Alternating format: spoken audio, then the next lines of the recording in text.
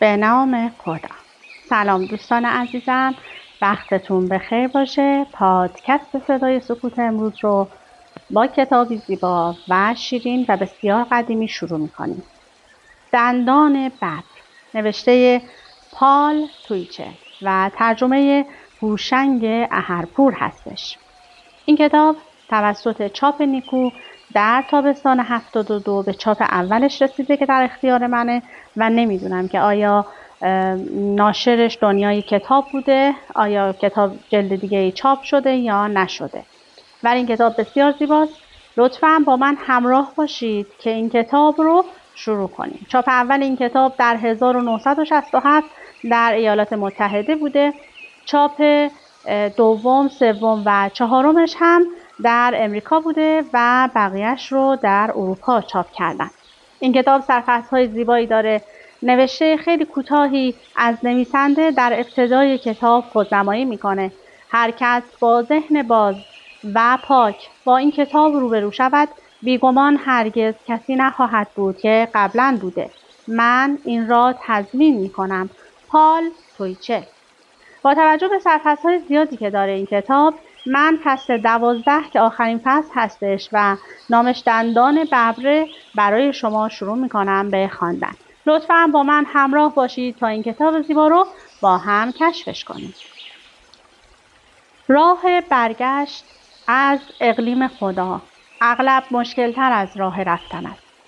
درکی از زندگی که هر شخصی در این سفر به جهانهای هستی کسب می‌کند بر این اساس است که هرگز نمی‌میرد.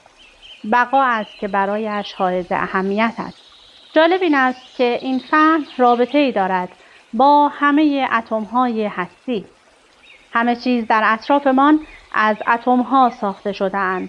من، تو و نفسی که فرو میبری. این اتم کوچک دندان ببری شده، چون هم میتواند برای منافع بشر استفاده داشته باشد، هم برای نابودیش. از آنجا که اتم‌ها این همه کوچک هستند، تعدادشان باید سرسام‌آور باشد. در شرایط معمول یک انسان نیم لیتر هوا فرو میبرد. بنابراین با 16 بار تنفس در دقیقه ما هر بار حدود 25 بیلیون اتم به سینه‌مان فرو می‌کشیم. این امکان دارد که ما همان اتم‌هایی را فرو می‌بریم که تمام نوابغ زمین در مدت زندگیشان تنفس کردند. این اعجاب‌آور است، اما حقیقت دارد. چون هر اتمی که از آغاز این هستی وجود داشته است، هنوز زنده است. این همان است که ما آن را حقیقت زنده می‌نامیم. هیچ اتمی تا به حال نابود نشده است. این قدرت اصیل خداست. حقیقت حقیقت‌ها، دانشی که بالاتر از دانش حقیقت است. با شروع جستجو برای واقعیت نمایی و حقیقت غایی، این اتم‌های ریز روح هستند. هوشیاری در آنها حکم‌فرماست. قدرت و حضوری از اقیانوس عشق و رحمت در آن ناحیه بی‌نام و نشان آنامی لوک. این اتم‌ها از قدرت بنی یا شیدادهون کلمه خدا به حرکت در می‌آیند و به وسیله حرکت قدرت‌های تحتانی در جهان‌های دوگانه یا آنچه را ما قدرت کال یا کل می‌نامیم می‌توانند در قالب هستی و مادی تجلی پیدا کنند و به خاطر قابل حس بودن برای حواس ما متبلور شوند. این برای ذهن یک آدم معمولی حیرت آور است و در مقایسه با خدایی که او میپندارد، خدایی اسرارآمیز که بر تختی آن بالاها در بهشت نشسته و زندگی ها را با نخهای سرنوشت هر یک به سوی می‌راند. بیشتر ایده های ما درباره دین از مسلک های دوران افسانه‌ای پانتئیسم یا چند خدایی به ما ارث رسیده که شامل شخصیت دادن به عناصر هم بوده است. انرژی اتم بالاترین شگفتی هاست. این قدرت خداست که هیچ کس، حتی دانشمندان، در تمام جستجوهایشان هنوز در نیافتند که چیست. لکن عارفین از عصرها پیش از این آن را می‌دانستند و به علت حسد و عدم تفاهم بین آنان و دانشمندان در طی اعصار فقط اندکی از دانایی آنها می توانست در دانش بشر ظاهر شود. به هم چنین تهدید و مورد تعقیب قرار گرفتن از طرف محاکم مذهبی متعصب سبب می شد که حلقه دوستی عارفین بسیار پوشیده و پیوندهایشان بسیار محکم باقی بماند تا احدی نتواند بداند آنها به چه کار مشغولند. آنها از کشف‌هایی که به عمل می آوردند نمی توانستند به جهان بیرون چیزی اظهار کنند. این امکان بود که به جرم دادن اطلاعاتی اینچنین مجادله انگیز به مردم حکم قتلشان قطعی شود. من به این نتیجه رسیدم که تا روزی که تلاش کنیم با همه نیروها دست و پنجه نرم کنیم داریم وقتمان را تلف می‌کنیم. ما باید از گشتن و جستن و آرزو کردن همه چیز بی‌نیاز شویم. آنگاه همه آنچه در هستی است به طرف ما می‌آید. قدرت ذهن قدرت فکر است. آیا ما هیچ وقت با استفاده از قدرت فکرمان می توانیم به جایی برسیم؟ شاید بیش از 1 نفر در 100 نفر قادر نباشد این کار را انجام دهد، اما هم آسانتر و هم مهمتر از طریق عواطف می باشد. عواطف عنصر عشق را در انسان به ظهور می رسانند. بنابراین انسان باید با کنترل طبیعت عاطفی خود احساساتش را تنظیم کند تا ذهنی صاف و توانایی تفکر داشته باشد. کلمه یا بنی یا بنی عنصر حقیقی نیروی حیات است. همه اتم‌های کوچکی که در سراسر وجودمان در حال چرخیدن هستند از آن فرمان میبرند. این حقیقت است. جوهر خداست. ما آن را از طریق کالبد عاطفیمان جهت میدهیم، نه توسط ذهن، چون جسم عاطفی کالبد میانی انسان است، همانی که ما بین جسم فیزیکی و کالبد ذهنی واقع است و نقش تعادل را عهده‌دار است. راه میانه که بودا درباره اش سخن میگفت نیروهای عنصری در مسیحیت، آن جانسپردگی که محمد صلی الله علیه و آله و سلم از مردمش میطلبید و موسیقی گورونان یا تولیداس، حافظ، جلال الدین رومی، همچون شمس تبریز و تمام ادیان بنی را چون اساسی ترین عنصر آموزش ها در خود دارند. استادان طریق اکنکار همگی با قدرت خداشناسی را تأکید کردند. بگذارید آنچه از خداشناسی در اینجا مورد نظر است را بشکافیم. مقصود بنیانی این بوده است که خدا برای مرید واقعیت می شود تا جایی که او می تواند این آوا را سر دهد که من این پدر همه جا حاضر خدای یگانه را می شناسم. وقتی به نزدیک استاد حقیقی بروی، او خود را مسئول می بیند تا تو را وادارد به اینکه خدا را ببینی و بشنوی. اگر او قادر به این کار نبود به جستجو ادامه بده، چون این یکی نتوانسته است شرایط یک استاد حقیقی را به جا آورد. هیچ بشری نمیتواند خدا را بشناسد مگر اینکه آگاهانه آن را درک کرده باشد. از این کمتر کمابیش حدسیات، تخیلات یا الهاماتی است که کامل نشده است. یک نکته دیگر درباره این موضوع کلیساها، مذاهب سوری و رسمی، فرقه‌ها و همه گروه‌هایی که خود را به عنوان مکتب‌های اسرار معرفی می‌کنند به دوره‌های قبل از بلوغ سطح فکری بشری و تکاملش تعلق دارند، به طوری که می‌شود گفت متعلق به دوران طفولیت نژاد بشری روی زمین میباشند. من فلسفه‌های چینی را به خاطر اینکه عنصر لطیفی از اسرار در آن مشهود است دوست می‌دارم، اما واقعیت این است که اغلب آنها برای جهان امروز مکاتب مرده افکار هستند. هر کسی که با خود ارتعاشات بالایی را حمل می‌کند، اگر وارد مکانی شود که محل نیایش مذهبی باشد، در هر جای جهان که باشد تفاوتی ندارد، میتواند مردگی را حس کند که ناگهان مانند وزنه سنگین روی شانه‌های روحش فرود میآید و آن را در منقار مرگبارش نگه می‌دارد. فرد باید آزاد باشد.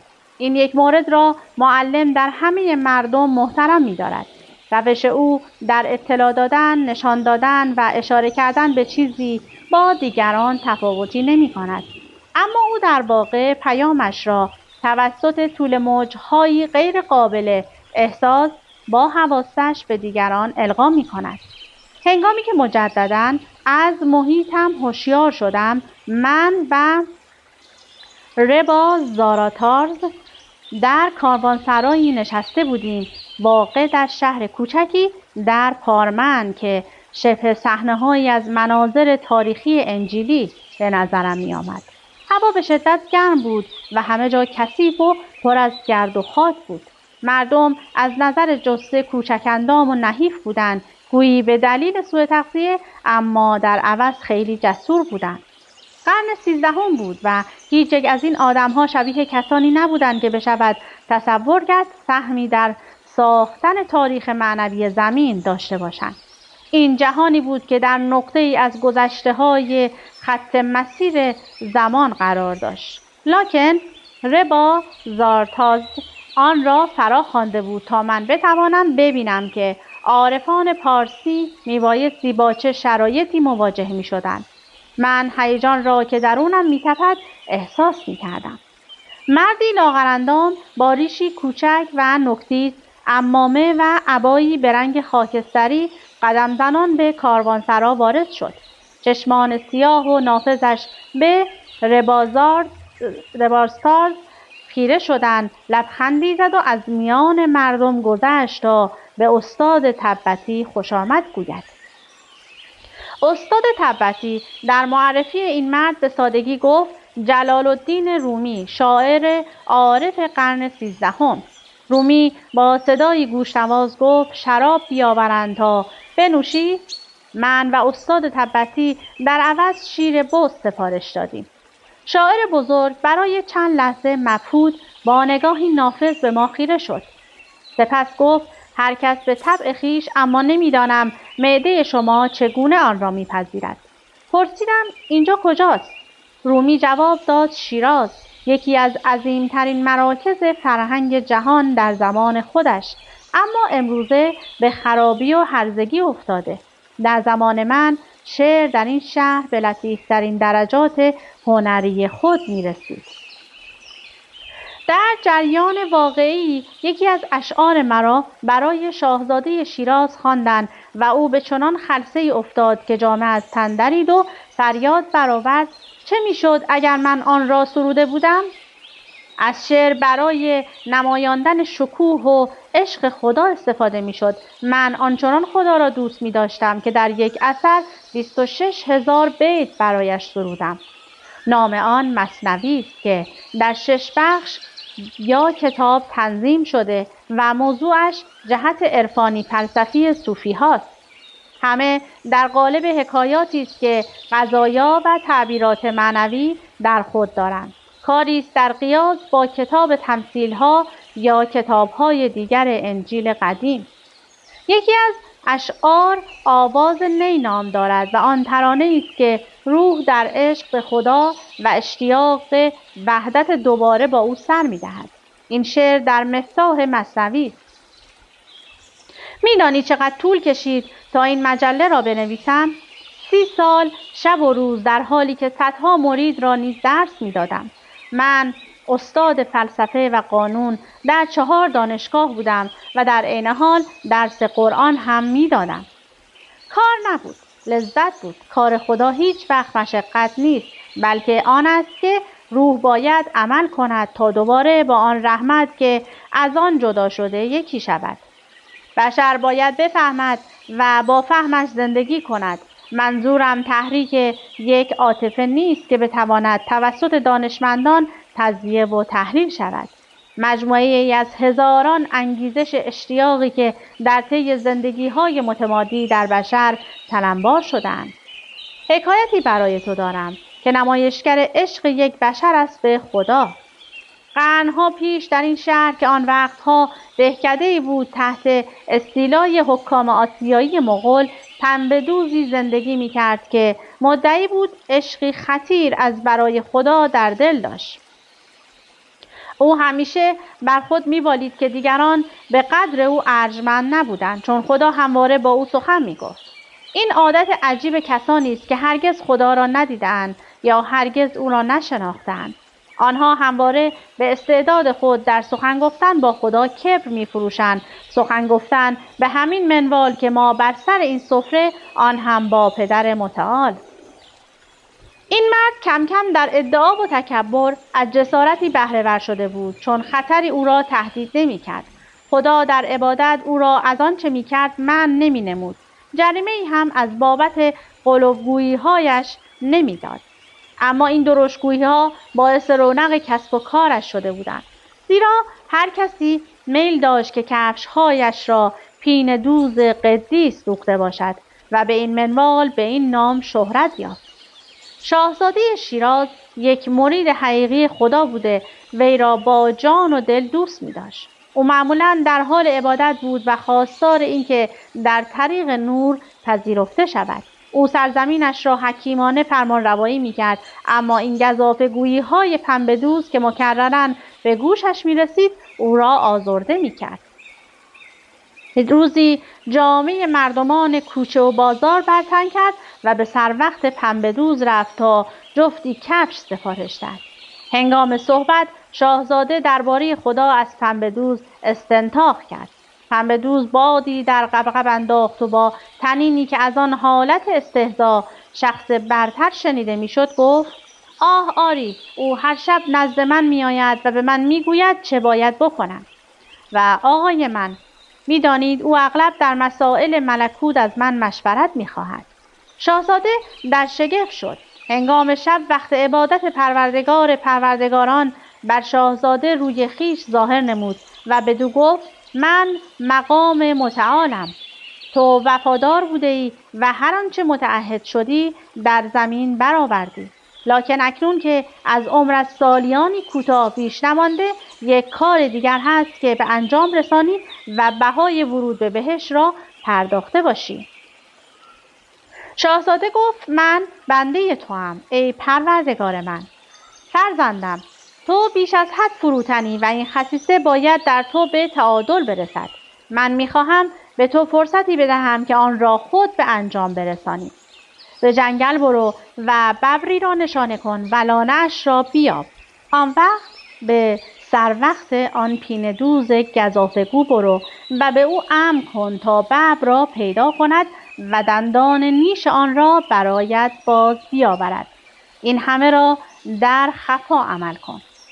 شاهزاده متحیر شده بود، اما دلشاد بود، چون فرصتی پیش آمده بود که به پروردگارش خدمتی کند. جامع شکارچیان در بر کرد و تنها عازم جنگل شد و لانه ببر را پیدا کرد. سپس به قصر خود بازگشت و آماده انجام طرح پروردگار شد. به دنبال پینه دوز گزافه‌گو فرستاد و او را امر کرد که برود و دندان آن ببر را بیاورد. پینه دوز بر خود لرزید، چون برگی در باد خزان، اما به هر سو که مینگریست مرگ را پیش روی خود میدید. معاذا تصمیم گرفت به دنبال دندان برود. آن شب او به جستجوی لانه ببر برخاست. ببر را پیدا کرد که خفته بود و کوشش کرد او را با چاقویی بکشد، اما موفق نشد. فقط او را بیدار کرد و پا به فرار گذاشت، در حالی که ببر خشمگین قدم به قدم او را تا نزدیکی دهکده دنبال کرد.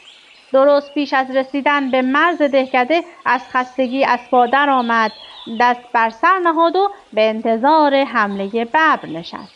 ناگهان پروردگار پروردگاران در مقابلش پدیدار شد و خطاب کرد: ای گزافه‌گو، تو در مقابل من قصور کردی، در حالی که من تو را آزاد گذاشتم تا به مردم بگویی که با من سخن محرمانه میگویی. تو نزد شاهزاده اعتبار و اعتماد مرا به باد دادی.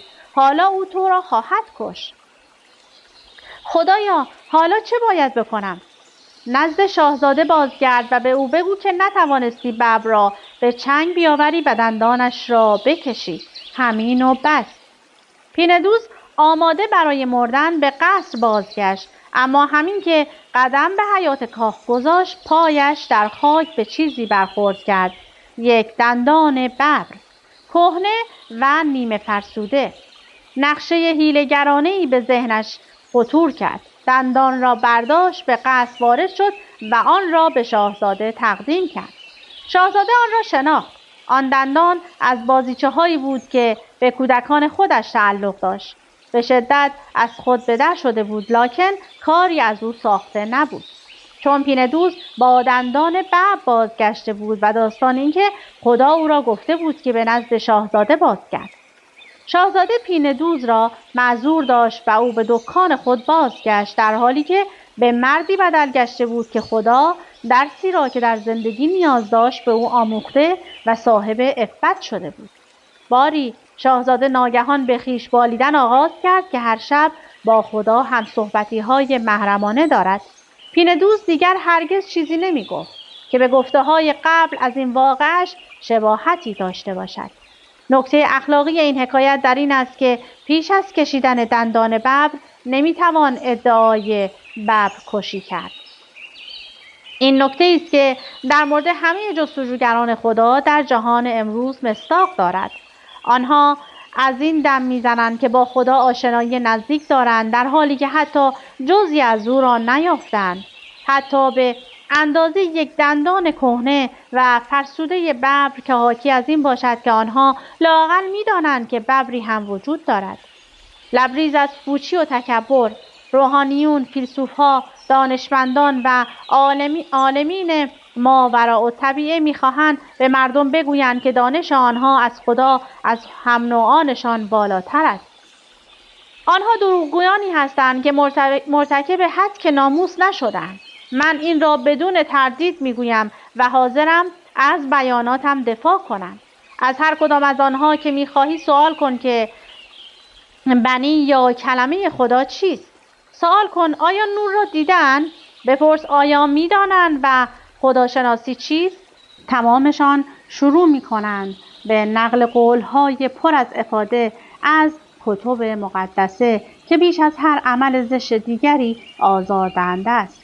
شروع می‌کنند به نقل از مسیح به عنوان مرجع و مسند و در خصوص عشقی که او برای شخص آنها دارد فریادها سر می‌دهند.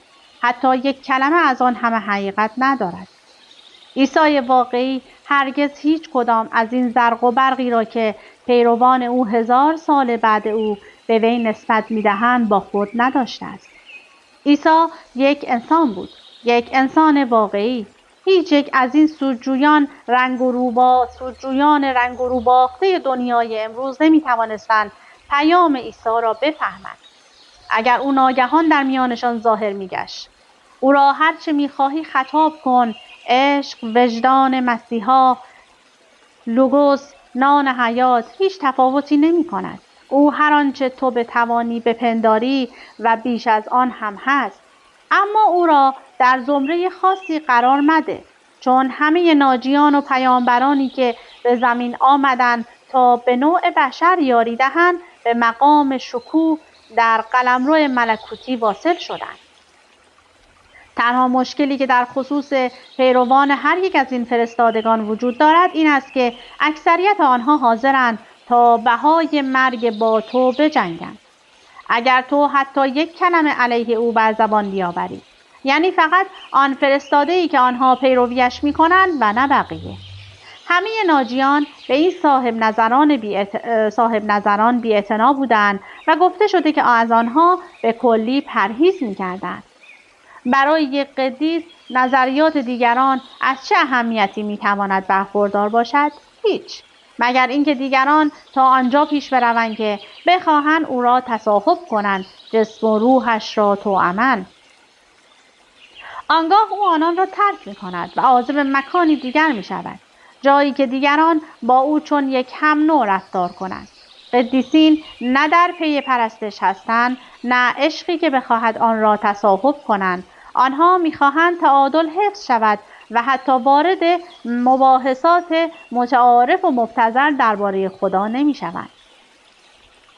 یک قدیس قادر است درباره جهان سخن بگوید بدون اینکه استناد صریحی به خدا داشته باشد، به طوری که بیانات او حتی به شکوه خدا بیفزاید و عشق عمیق‌تری را برای خدا برانگیزند تا مشاهدات و مطالعات کسی که می‌کوشد و تلاش می‌کند تا با استفاده از تمثیل‌های پوسیده و استعاره‌ها رابطه‌ای بین انسان و خدا پیدا کند.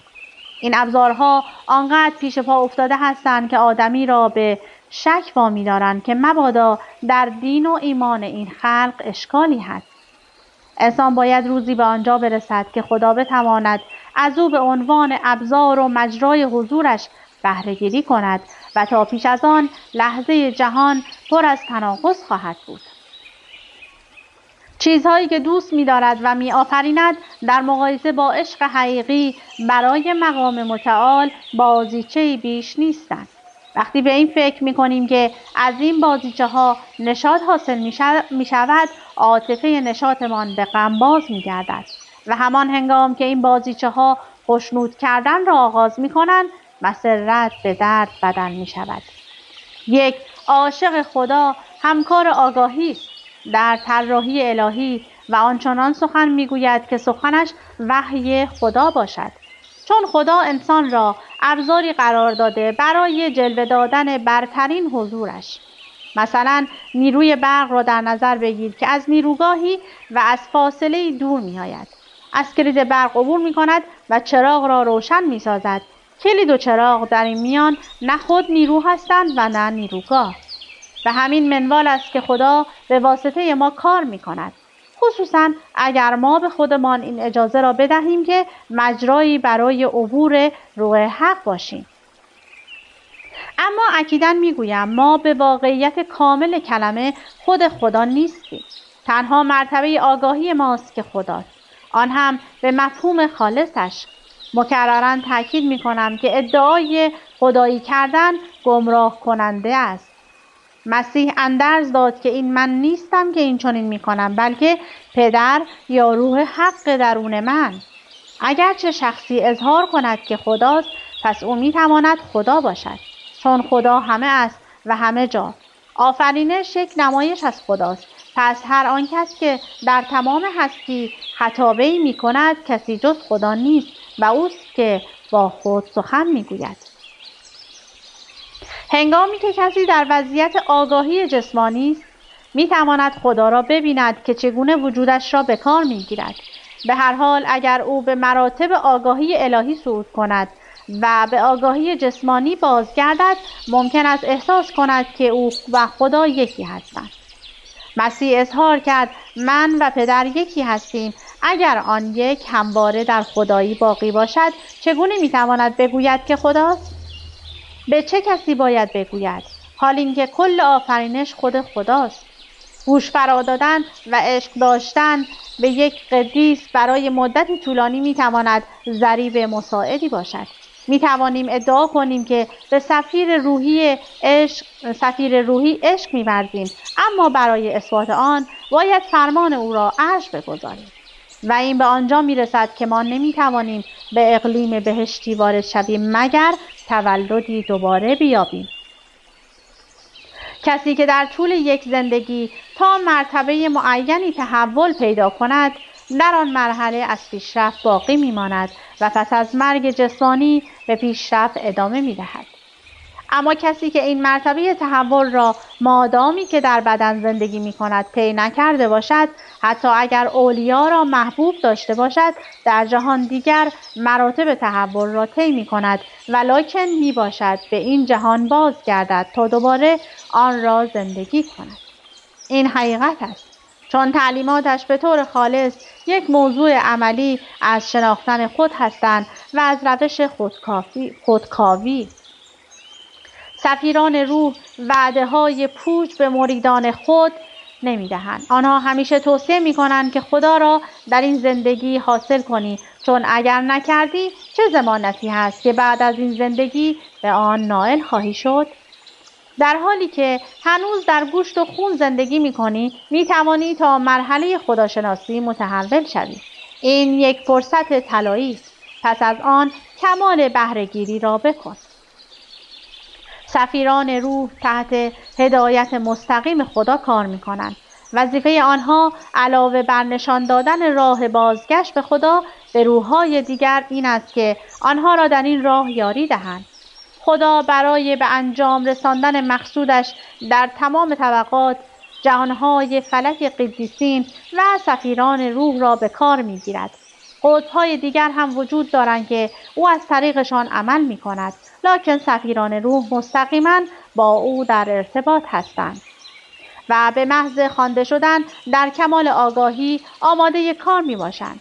دو دسته وجود دارند: آنهایی که در کمال آگاهی آماده کار میباشند، آنهایی که در کمال هوشیاری خدمت میکنند مانند سفیران روح، و آنانی که چند گاه یک بار خرسه‌ای دریافت میکنند و از سر خود نقشه‌ای را جامه عمل میپوشانند که معتقدند در هماهنگی با قدرت الهی است.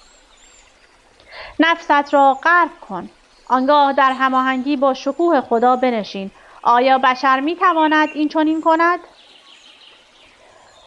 خب دیگه وقت اجازه نمیده به من که حتی این فصل رو برای شما بخونم. امیدوارم که از این کتاب زیبا در حوزه خداشناسی و متافیزیک خوشتون اومده باشه و لذت برده باشید. بسیار نسخه قدیمی در اختیار من هستش. نمیدونم که آیا چاپ‌های جدید داره یا نه. اگر خوشتون اومده تهیه کنید و تا انتها بخونید. از اینکه با من همراه بودید سپاسگزارم. تا وایس بعدی، خدا نگهدارتون.